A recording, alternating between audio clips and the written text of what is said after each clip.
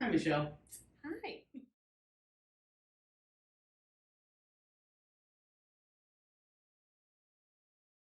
So prior to becoming a social worker, I was actually a high school teacher over in San Francisco.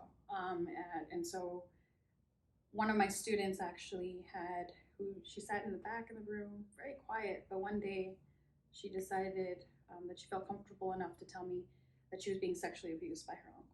And it was at that point that I really learned about what Child Protective Services was, and almost in a sense had a calling that I wanted to take my skill sets or what I do and wanting to help others outside of the classroom and do a little bit further and being, in the family, working with the family. I am Filipina, so there's not many Filipina social workers also. So that was also something that was very important so that there's representation um, as well in our field. And that kind of started my journey, with DCFS, being a CalSWIC stipend recipient, where, they help pay for your tuition so that you then, you know, pay back by working in a public child welfare service agency for a minimum of 2 years. And 11 years later, here I am. Because anybody in the community, any mandated reporters can call into our child abuse hotline at 1-800-540-4000 to let us know of a concern regarding a child.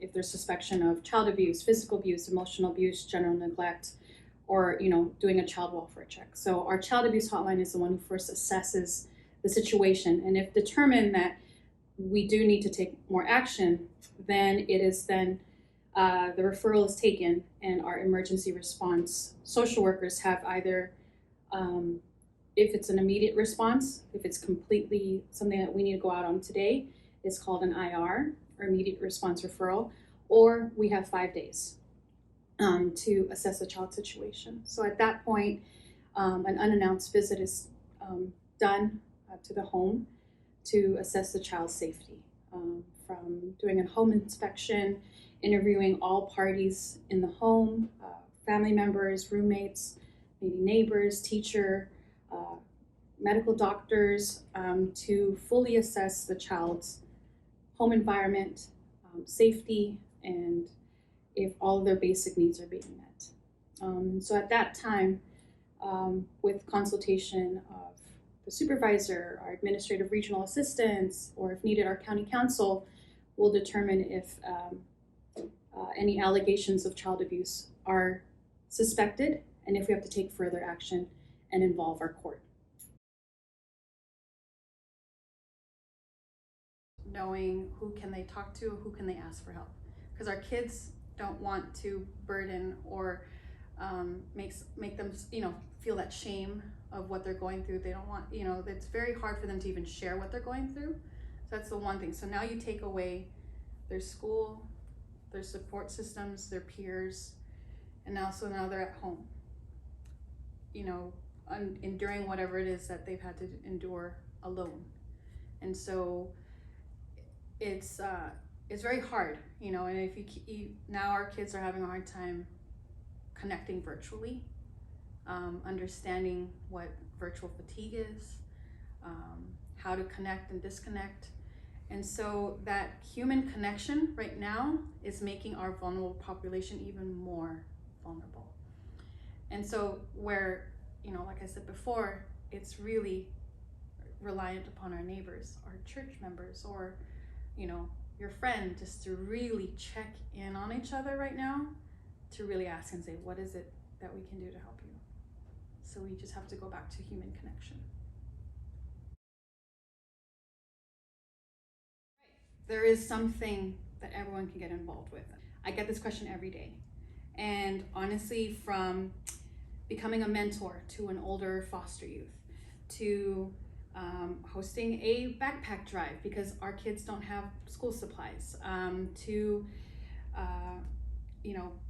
honestly being a good neighbor, and not, and asking the kid, your neighbor, how are you doing? Do you need any help? You never know, honestly, what your neighbor is going through unless you ask, and genuinely ask, how are you doing today? Is there something that I can help you with? A lot of my foster youth have always told me, if it wasn't for so-and-so, And that could be their teacher, their best friend, their doctor, their, a random person. They would have never been comfortable to share their story of what they've been going through and the abuse that they've been going through. And it just took that one person to ask, how are you doing today?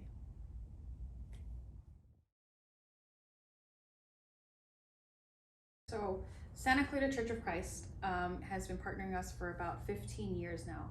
And the biggest thing that they do for us every year is our annual holiday party. And that is just all volunteer based. They do a toy drive a week before our event. They're able to service about 500 to 600 kids every year with toys, reindeer food, arts and crafts, Mr. and Mrs. Santa Claus. This year they're going to transform our parking lot into a candy cane lane of some sort. And that's just what they do every year. This during our COVID pandemic, one of their teens, Aaron, hosted a diaper drive for us 3 separate times, and without them I would have not had any diapers, wipes, non-perishable food items for our families, because none of our other organizations were able to give us that. So those are basic needs that we need on a daily basis, and without their support we wouldn't have gotten. They're supposed to also help us beautify our offices because our walls are all white. They do everything from backpack drives to a Thanksgiving basket, or if I just call them and say, hey, little Johnny needs this today so that he can go home with his grandma, can you help me out? They'll be able to help me. Small church, but they're small but mighty, so they're amazing.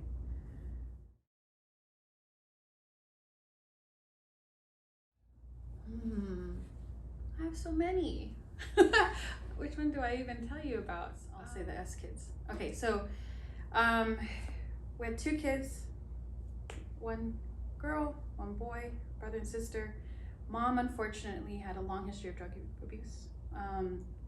And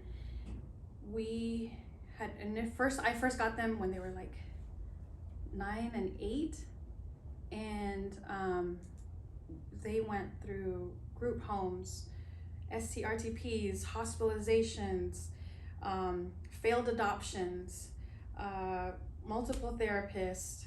They tried to go with their grandma, but grandma returned her back to us one day, even after a case closed.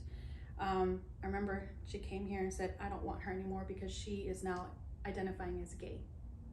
And she's a transgender youth. And so multiply that, and she had suicidal thoughts, hospitalizations. She came back to us.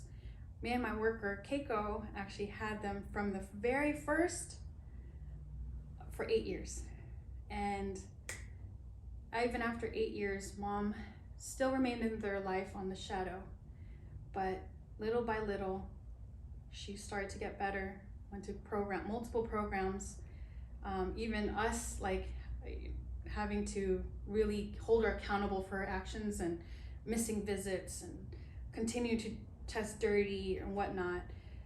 But 8 years later, I will say, we helped Mom get to a place where she was so much better and successfully reunified with her 2 kids, where they needed to be, where they always wanted to be. And I remember every year, no matter what was going on, they went to our holiday parties, the S kids and the S family.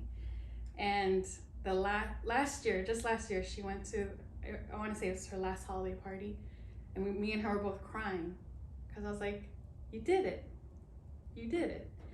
And that's amazing, that to not give up on that, because there's so many other people who gave up on her, and I actually had to fight that as a supervisor. I had to fight to say, give her this chance. These kids obviously don't want to be adopted by anybody else, even though we had found them multiple people who wanted to adopt them, but ultimately they wanted to be home, and that's where they are, and that's where they'll be, and they're good.